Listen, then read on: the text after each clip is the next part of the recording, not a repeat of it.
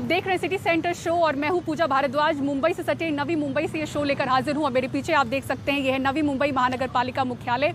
इसीलिए ज़रूरी है आपको ये दिखाना क्योंकि यहाँ पर प्रशासन ने कोविड के मामलों पर तेज़ी से काबू पाया है। जो मामले हैं, जो संख्या है कोविड से संक्रमित मरीजों के, वो तेज़ी से घटते जा रहे हैं। अगर डबलिंग रेट की मैं बात करूं कि कितने दिनों में मामले डबल हो रहे थे तो 79 दिनों से अब 127 दिनों में मामले डबल हो रहे हैं। रिकवरी रेट की बात करूं तो 93% यहाँ पे रिकवरी रेट है और यही वजह है कि चहल पहल भी आपको नवी मुंबई में फिलहाल नजर आ रही है। तो पहले ये हॉटस्पॉट हुआ करता था मुंबई की तरह, तो ये कोविड की बात हुई, लेकिन हम शो की शुरुआत कर रहे हैं दिल्ली की खबर के साथ, जहां कोविड के साथ साथ प्रदूषण ने कहर बरपाया हुआ है और अब जाकर फैसला हुआ है कि नई मैन्युफैक्चरिंग यूनिट वहां पर नहीं लगने वाली है। दिल्ली सरकार के इस प्रस्ताव को केंद्र सरकार ने मान लिया है। दिल्ली के मुख्यमंत्री अरविंद केजरीवाल ने इसका ऐलान भी कर दिया है।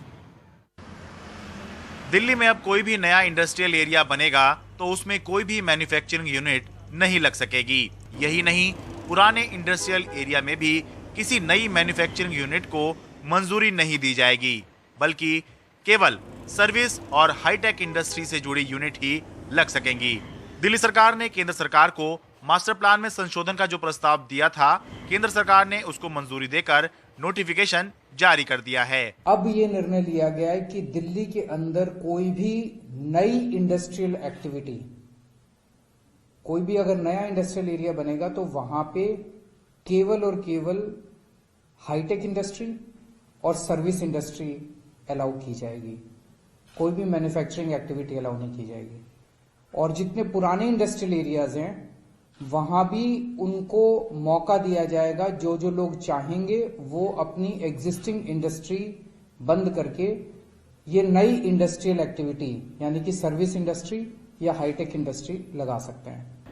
इसे सीधे शब्दों में ऐसे समझें, दिल्ली में इस समय 24 इंडस्ट्रियल एरिया हैं जिनमें सरिया, प्लास्टिक, शीशा, स्टील आदि से जुड़ा मैन्युफैक्चरिंग का काम होता था।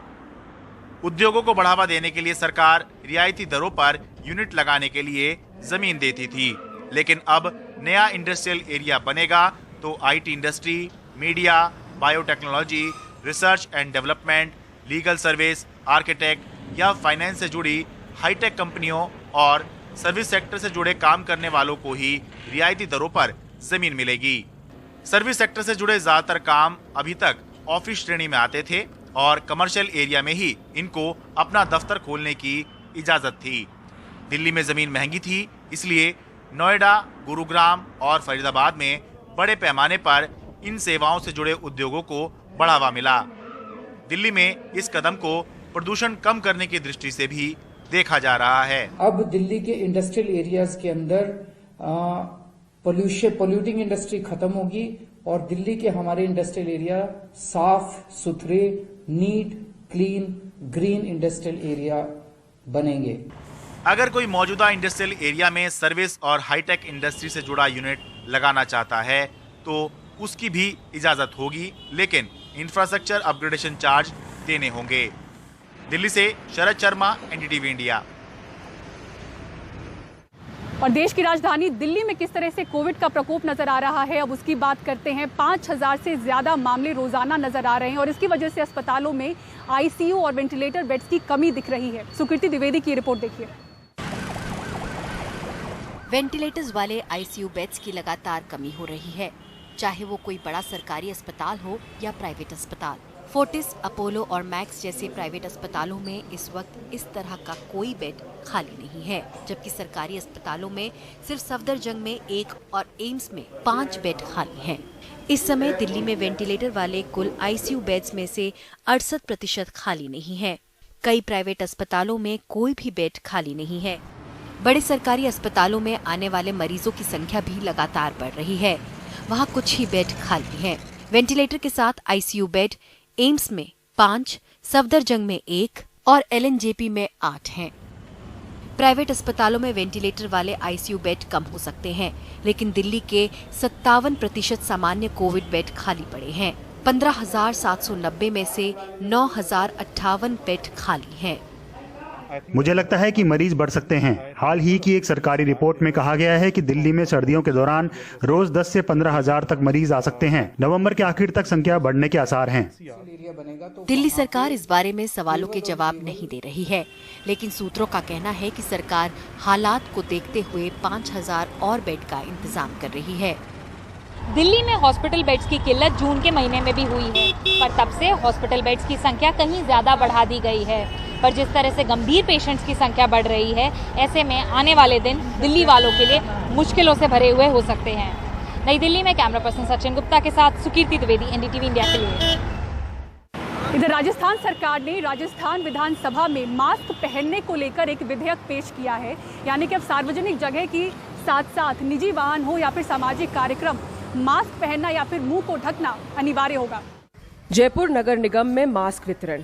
2 महीने से चल रहे कोरोना के विरोध जन आंदोलन में लक्ष्य है 5 लाख मास्क का वितरण करना। और जन भागीदारी के बाद अब सरकार ने विधानसभा में विधेयक पेश करके मास्क पहनना राजस्थान में अनिवार्य कर दिया है। ये फेस्टिव सीजन आ रहा है, इसके अलावा मौसम में परिवर्तन भी हो रहा है, वो भी लंग्स से रिलेटेड बीमारियां होती है, तो डबल तरीके का प्रेशर है। दुनिया में जो दूसरे मुल्क है, मैं किसी देश में दूसरी पीक आ गई, किसी देश में तीसरी पीक आ गई, हिंदुस्तान में भी दूसरी पीक का अंदाजा लगाया जा सकता है, और वो है 15 दिसंबर। लेकिन इस विधेयक में दंड का प्रावधान नहीं है। लेकिन मास्क नहीं पहनने पे पुलिस अपने हिसाब से 200 रुपए से लेके 500 रुपए तक का चालान कर रही है।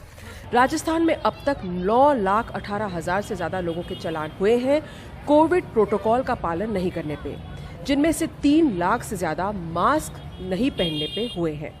त्योहारों का सीजन है और बाजारों में अब खूब चहल पहल है। शायद इसलिए सतर्क रहना अब और भी जरूरी हो गया है। इसके मद्देनजर राजस्थान सरकार ने असेंबली में विधेयक लाकर मास्क पहनना अनिवार्य बना दिया है। साथ ही जो फायर क्रैकर्स हैं, आतिशबाजी है, उस पर पूरी तरह से रोक लगा दी है। जयपुर से हर्षा कुमारी सिंह, एनडीटीवी इंडिया के लिए।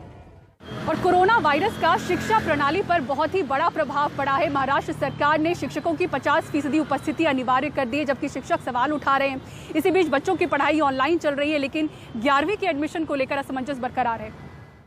मुंबई के पूर्वी उपनगर में स्थित भांडुप इलाके में रहने वाले राजेश सिंह एक शिक्षक हैं और कक्षा 5 से कक्षा 8 के छात्रों को पढ़ाते हैं। अब हर रोज करीब 2 घंटे का सफर तय कर ये मुंबई के पश्चिमी उपनगर में स्थित कांदिवली के एक स्कूल में जाते हैं। स्कूलों में फिलहाल छात्रों को आने की अनुमति नहीं है, पर इनका जाना अनिवार्य है। पहले रेलवे से सफर करते थे, अब गाड़ी से कर रहे हैं। पैसे और समय दोनों बर्बाद हो रहे हैं। टीचर को पढ़ाने में कोई हर्ज नहीं, लेकिन आप जो सुविधा नहीं, जैसे अभी जो टीचर मुंबई में पढ़ाता है और वह रहता है विरार नाला सुपारा, जो टीचर कांदीवली कुर्ला वगैरह में पढ़ाता है और वह रहता है क्या डोंबिवली, कल्याण, बदलापुर में, तो वह समझिए कि उसको ट्रेन से आने की अनुमति नहीं है, वह किस तरह से आएगा। तो मतलब कोई इसका मतलब औचित्य नहीं है सरकार का। महाराष्ट्र में स्कूलों को अब तक शुरू नहीं किया गया है। राज्य सरकार ने एक जीआर जारी कर 50% शिक्षकों का स्कूल में हर रोज मौजूद होना अनिवार्य रखा है। प्रशासन के इस निर्णय ने कई शिक्षकों की परेशानी बढ़ा दी है। कई लोग इस निर्णय पर सवाल भी उठा रहे हैं। शिक्षक और गैर शिक्षकों को महाराष्ट्र शासन के शिक्षा विभाग ने 50% कर्मचारियों को जो स्कूलों में बुलाने का जीआर निकाला है, उसका हम निषेध करते हैं। इसका कारण यह है कि मुंबई, ठाणा, नई मुंबई में सार्वजनिक यातायात की जो व्यवस्था है वो अभी तक बंद है। लोकल ट्रेन बंद है, मेट्रो ट्रेन बंद है, तो हम स्कूलों में कैसे जाएंगे। केवल शिक्षक ही नहीं, छात्र भी काफी परेशान हैं। कोरोना और बाद में मराठा आरक्षण पर लगे रोक के कारण कक्षा 11 की एडमिशन अब तक पूरी नहीं हो पाई है। लेकिन अब राज्य सरकार ने ऑनलाइन पढ़ाई शुरू करने का निर्णय लिया है। बच्चों को पता नहीं है कि आखिर उनका कॉलेज कौन सा है, एडमिशन कब होगा। ऐसे में बिना एडमिशन शुरू किए गए ऑनलाइन पढ़ाई ने इनकी परेशानी बढ़ा दी है। मैंने हाल ही में 10th पास किया और मुझे 85% मिला। रिजल्ट डिले होने के कारण हमारा एडमिशन भी डिले हुआ। जुलाई में रिजल्ट आया, एडमिशन प्रोसेस चालू हुआ, फर्स्ट लिस्ट लगने के बाद जब हमारा सेकंड लिस्ट लगने वाला था तो मराठा आरक्षण के चलते वो बंद हो गया। उसके कारण हमें एडमिशन में बहुत सी कठिनाइयाँ उठानी पड़ी, लेकिन अभी तक वो प्रोसेस चालू ही नहीं हुआ। हमने ऑनलाइन एडमिशन किया था, लेकिन उसका मराठा आरक्षण की वजह से और लॉकडाउन की वजह से उसका एडमिशन नहीं हुआ। लेकिन इसी कॉलेज में उसका ऑफलाइन एडमिशन हो रहा है, लेकिन अभी गवर्नमेंट बोल रही है कि क्लासेस शुरू करने वाले हैं, लेकिन उस क्लासेस के बारे में हमें कोई जानकारी नहीं है और बहुत हम लोग कंफ्यूजन है। सरकार के इस फैसले पर जहां कई लोग सवाल उठा रहे हैं, तो वहीं राज्य की शिक्षा मंत्री वर्षा गायकवाड़ का कहना है कि कक्षा 11 की ऑनलाइन पढ़ाई को शुरू किया गया ताकि छात्रों का समय बर्बाद ना हो। कि आज बच्चे घर पे हैं, बच्चे बैठे हैं, तो उनको एजुकेशन के माध्यम से उनको एजुकेशन का नुकसान नहीं हो शैक्षणिक वर्ष का, और जिन्होंने एडमिशन लिया है वो इसमें पढ़ाई कर सकते हैं और जिन्होंने एडमिशन नहीं लिया है वो भी इसमें पढ़ाई कर सकते हैं, क्योंकि आर्ट्स, कॉमर्स, साइंस तीनों क्षेत्र के लिए यहाँ पे हमने सुविधा उपलब्ध की गई है। लॉकडाउन के बाद से ही शिक्षक और छात्र दोनों की परेशानियां बढ़ी हैं। ऑनलाइन पढ़ाई से लेकर कॉलेज एडमिशन पर अब तक कोई साफ निर्णय नहीं लिया गया है, जिससे इनके भविष्य को लेकर सवाल बरकरार है। ऐसे में ज़रूरत है कि प्रशासन जल्द से जल्द कोई ठोस निर्णय ले, ताकि ना ही किसी की पढ़ाई छूटे और ना ही समय बर्बाद हो। मुंबई से राजेंद्र दयालकर और पूर्वा चिटनिस के साथ सोहित मिश्रा, एनडीटीवी इंडिया।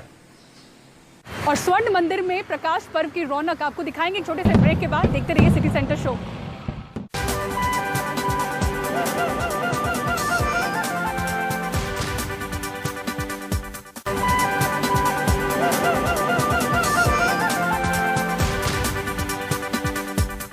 और आज गुरु रामदास जी का प्रकाश पर्व है, जिसकी रौनक स्वर्ण मंदिर में दिखाई दी। कोरोना के दौर में भी प्रकाश पर्व मनाने श्रद्धालुओं की भीड़ दिखाई दी। इस मौके पर स्वर्ण मंदिर खूबसूरत रोशनी से नहाया दिखा। आसपास लोगों ने दिए और मोमबत्तियां जलाईं। आसमान में आतिशबाजी भी हुई। गुरु रामदास जी के इस पर्व पर स्वर्ण मंदिर के आसपास का ये नज़ारा कितना खूबसूरत रहा होगा, ये अंदाज़ा आप इन तस्वीरों से साफ लगा सकते हैं। तो सिटी सेंटर शो में फिलहाल मेरे साथ इतना ही। नवी मुंबई महानगर पालिका से शो में मुझे फिलहाल दीजिए इजाज़त, लेकिन खबरों के लिए देखते रहें एनडीटीवी इंडिया। नमस्कार।